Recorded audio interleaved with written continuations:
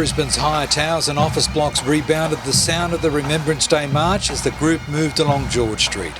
City workers could hear them coming from blocks away.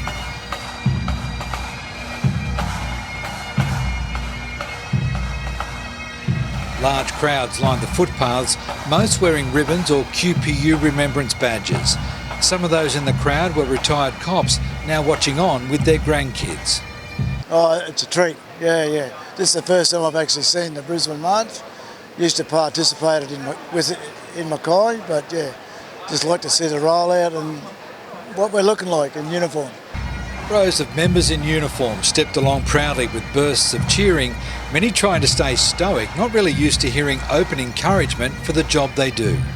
It's good to see them celebrate and have a day where they can get out and celebrate as well and remember their fallen mates.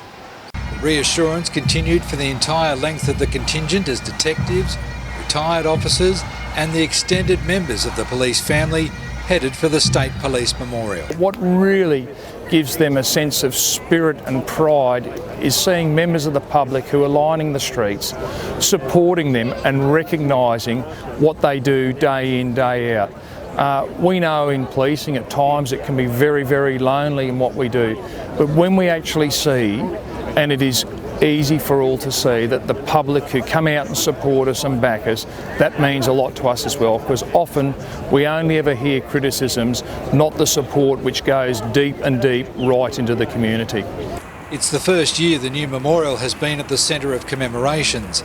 It took intense lobbying from the police union at local and state government levels to have it established in the Botanic Gardens. As we see with the 10 pillars, that represents each and every rank.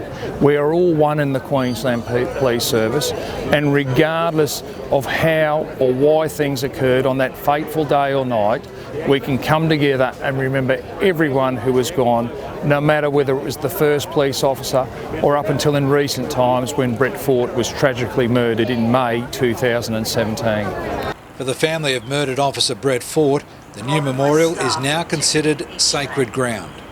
It definitely is. It's good to come here, sit in the shade, think of Brett, put some flowers there at night time. It's so well lit up and everything, it's quite ethereal.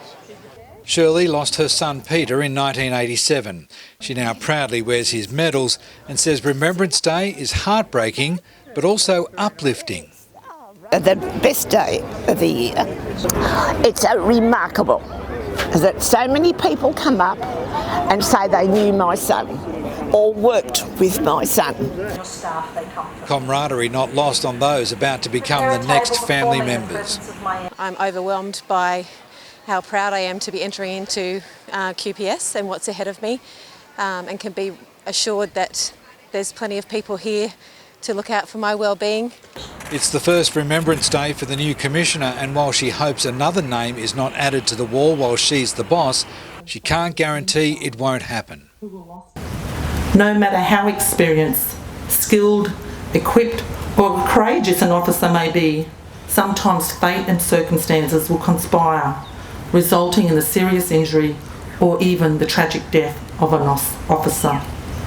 But all ranks were reassured that if any member does pay the ultimate sacrifice, they will never be forgotten.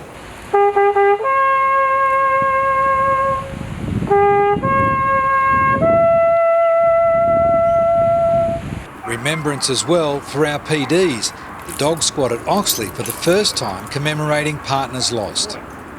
It's quite a significant moment. We've got to recognise that not all our officers have got two legs, but they've all got registered numbers. We've literally got dogs that have died in service out there in the field and worked themselves till they've dropped. I think it's worthwhile recognising that today is about our human officers, that the dog squad play a major part, and these dogs are the partners for these guys. So it's a significant loss for each handler.